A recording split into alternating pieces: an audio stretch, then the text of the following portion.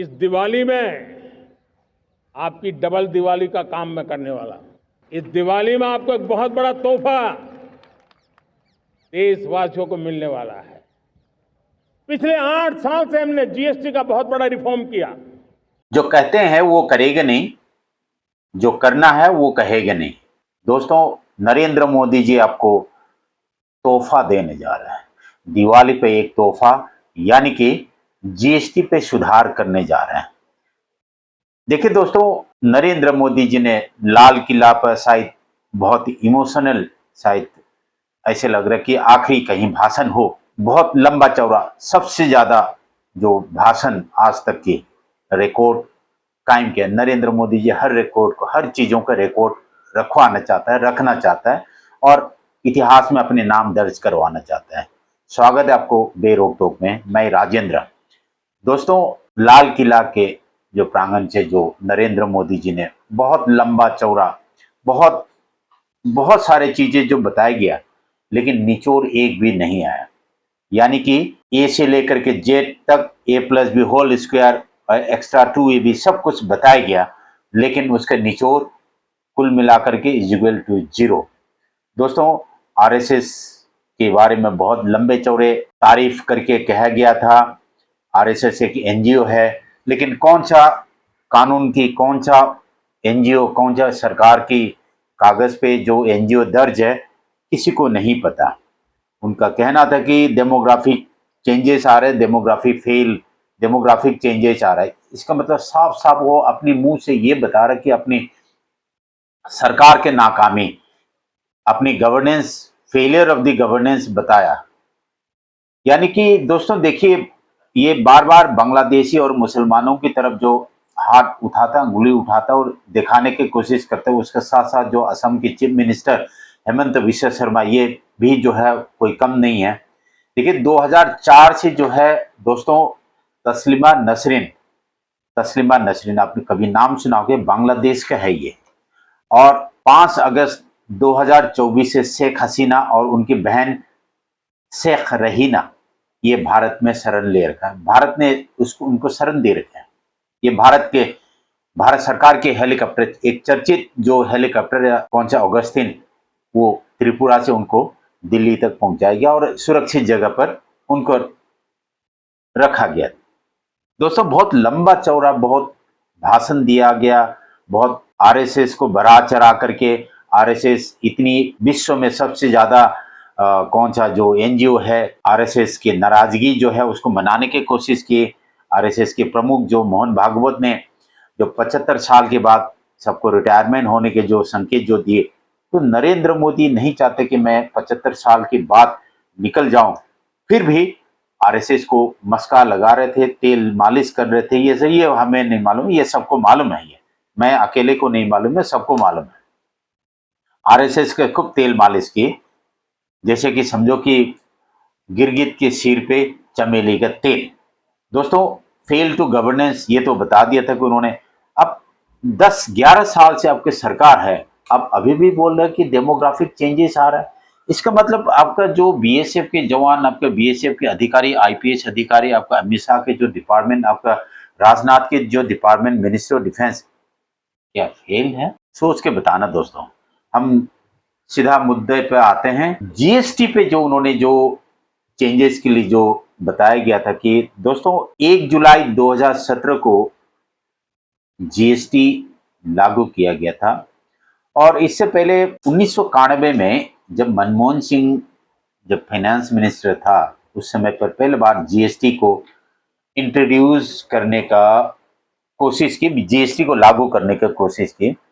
लेकिन खास करके स्टेट की जो सहमति लेना पड़ता, उसमें किसी ने उसको मना नहीं किया। जो 2 स्टेट ने मना किया था उस समय पर, जो गुजरात बीजेपी शासक और मध्य प्रदेश बीजेपी शासक। मध्य प्रदेश आरएसएस का सबसे ज्यादा जो एक प्रयोगशाला माना जाता है, और गुजरात तो है ही है, आपको मालूम है 2002 के दंगे का। तो गुजरात के तत्कालीन जो चीफ मिनिस्टर नरेंद्र मोदी जी खुद जो है उस जीएसटी को जो विरोध किया था। दोस्तों, जीएसटी में बदलाव और जीएसटी आया, ठीक है, सरकार के कानून है, चाहे कुछ भी हो, देश की भोले भाले जो जनता है उसको तो मानना तो पड़ेगा। जो नरेंद्र मोदी कहता है वो करता नहीं है, जो नहीं कर कहता है वो करके दिखाता है। मैं फिर आपको बता रहा हूं, पहले जो वैट की सिस्टम था, वैल्यू एडेड टैक्स, वो आज भी है स्टेट में, ऐसे नहीं है वैट की सिस्टम खत्म हो गए हो। जैसे पेट्रोल हो गए, जो एक्साइज के, जो दवा दारू के हो गए, जो लीकर्स के हो गए, और कुछ चीज़ों पे जो है वैट की जो आज भी चलन है। उससे पहले, जब जीएसटी से पहले वैट 3 स्लैब में होते थे, 5%, 12%, 18%, और इंटर स्टेट पे जो है 2% जो है, एक स्टेट से दूसरे स्टेट पे सामान जब ट्रांसफर करते तो 2% के हिसाब से वो ट्रांसफर किया जाता था। यानी कि एक स्टेट से, यानी कि स्टेट को जो 2% का जो जो एक स्टेट से दूसरे स्टेट को जब गुड्स ट्रांसफर करते तो 2% को दूसरे स्टेट को जो है बेनिफिट मिल जाता है। अभी मौजूदा जो जीएसटी जो है 1 जुलाई 2017 को इंट्रोड्यूस यानी कि लागू किया गया था, इसमें 4 स्लैब है, 5%, 12%, 18% और 28%। दोस्तों, देश की अर्थव्यवस्था जब चरमाने लगे, नरेंद्र मोदी को आगाज लग गया कि मुझे इसमें सुधार कर लेना चाहिए। कोई मेहरबानी नहीं कर रहे हैं नरेंद्र मोदी, देश की अर्थव्यवस्था में दिमक लग चुका इस नोटबंदी और इस जीएसटी के वजह, गलत जीएसटी की वजह से। राहुल गांधी ने कई बार बोले ये गब्बर सिंह टैक्स है, और ऐसे नहीं है राहुल गांधी, जो जो जो कांग्रेस है, इन्होंने कोशिश नहीं, कांग्रेस से तो लेकर के आए थे इस जीएसटी को, पर कांग्रेस के जो जीएसटी के जो स्लेब जो था, उनके जो नियम कानून जो था, इनसे अलग थे। नरेंद्र मोदी जो जीएसटी जो लेकर के आए थे, उनकी पता नहीं, उनकी जो सलाहकार है, ये भी अजीब अजीब से लोग हैं। निर्मला सीतारमन जी जो है जेएनयू की जो दिग्गजों में से माना जाता है, लेकिन हो सकता है कि निर्मला सीतारमन की ना चलते हो उधर, और कॉमर्स मिनिस्ट्री जो पीयूष गोयल के ना चलते हो। पहले तो अरुण जेटली जी जो थे, शायद हो सकता है उनकी नहीं चलता, नरेंद्र मोदी जी की चलती, क्योंकि जो देश में जो जितने मंत्रालय जो है, नरेंद्र मोदी और अमित शाह के बिना जो है कोई पत्ता नहीं हिलता, एक पन्ना इधर से उधर पलट नहीं सकता। तो बात आते हैं जीएसटी पे। तो नरेंद्र मोदी ने जब जीएसटी को लागू किया था, जो जीएसटी जो है अच्छी तरीके से इसको इसकी कानून कायदा जो है वो नहीं किया था, लिखा नहीं था, और इसकी जो जीएसटी के स्लैब होना चाहिए था, जीएसटी के हर चीज़ों पे जो गुड्स की अलग अलग जो सिस्टम जो था, वो ठीक से उन्होंने एनालिसिस और इसमें फर्क जो नहीं किया था। जब कांग्रेस के समय पर जब जीएसटी को इंट्रोड्यूस किया था, नरेंद्र मोदी का और नरेंद्र मोदी के जो बीजेपी का जो विरोध वो था कि उनका ये कहना था कि देश का या स्टेट का जो फेडरल स्ट्रक्चर जो है उसमें एक सेंटर की अटैक होंगे, यानी कि इससे जो है फेडरल स्ट्रक्चर पर, जो फेडरल स्ट्रक्चर की जो टैक्स सिस्टम जो है उसमें सीधा सीधा सेंटर के हस्तक्षेप जो है पसंद नहीं है। लेकिन नरेंद्र मोदी जी जब चीफ मिनिस्टर से जब प्राइम मिनिस्टर बन करके आया, उनके पहला काम था नोटबंदी करना। नोटबंदी से जो है देश की अर्थव्यवस्था चरमा गए, ऑर्गेनाइज और अनऑर्गेनाइज सेक्टर में भी, एमएसएमई जितनी जो छोटे छोटे छोटे लघु उद्योग जो थे लगभग खत्म हो गए हैं। उसमें सिर्फ अडानी, अंबानी और बिरला जैसे उनकी जो इंडस्ट्री को छोड़ करके बाकी इंडस्ट्री आज बढ़ने के कगार पर है। यानी कि 1 करोड़, 1.5 करोड़, 50 करोड़ तक की टर्नओवर की जो कंपनियां जो है आज भी जो है बहुत मुसीबत में हैं, बहुत दिक्कतें में हैं। जब आप जो middle class, lower middle class tax के पास जब पैसे नहीं होंगे तो उनको परचेजिंग पावर नहीं होंगे। दोस्तों, मेडिसिन पे इतनी जो टैक्स लगा रखे हैं, 12%, 18%, इतना नहीं होना चाहिए। दोस्तों, किसी जमाने में हम भी जो है मेडिसिन या इस जीएसटी की जो है हमने परख, हमको भी मालूम है इसके जो अंदाजा, हमारा भी किसी जमाने में जब इसके नोटबंदी और जो जीएसटी से पहले करोड़ों की हमारा भी टर्नओवर हुआ करता था, उसके बाद हम तबाह हो गए। नरेंद्र मोदी ने किसी काम के लायक नहीं छोड़ा हमें भी। दोस्तों, जीएसटी में बदलाव बहुत स्वागत योग्य है, होना चाहिए।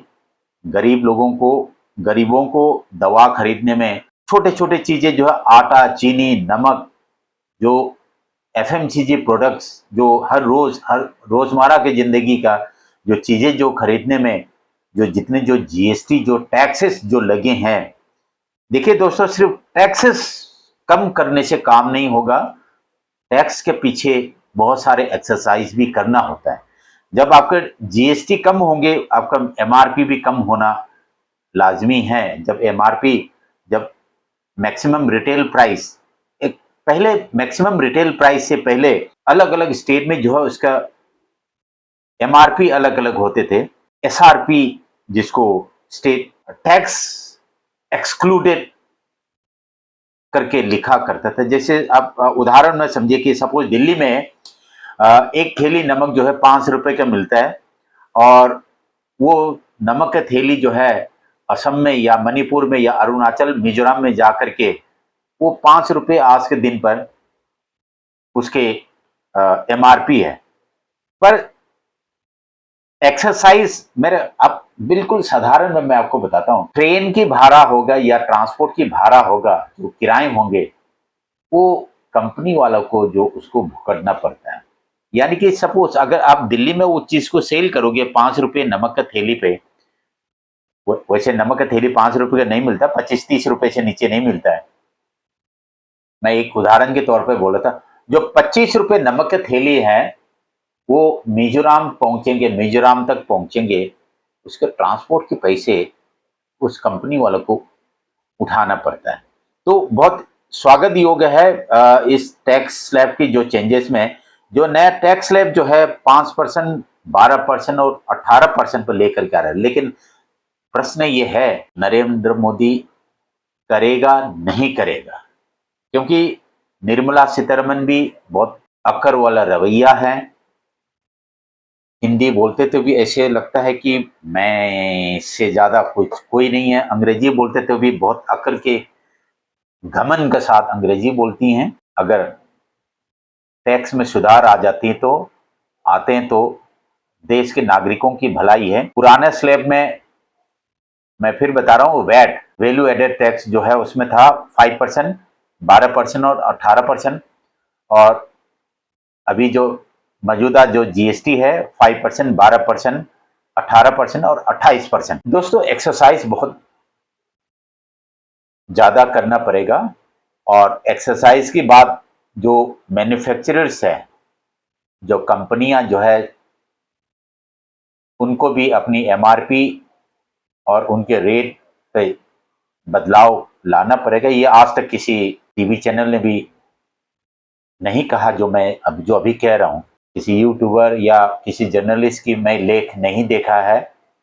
जीएसटी की स्लैब सुधारने के बाद किस तरीके से ग्राहक तक, आखिरी छोर जो ग्राहक तक उसकी लाभ पहुंचेगा। सिर्फ जीएसटी सुधारने से ग्राहक को फायदा नहीं होगा। जो मैन्युफैक्चरर है उनको अपनी एमआरपी पे सुधार करना पड़ेगा।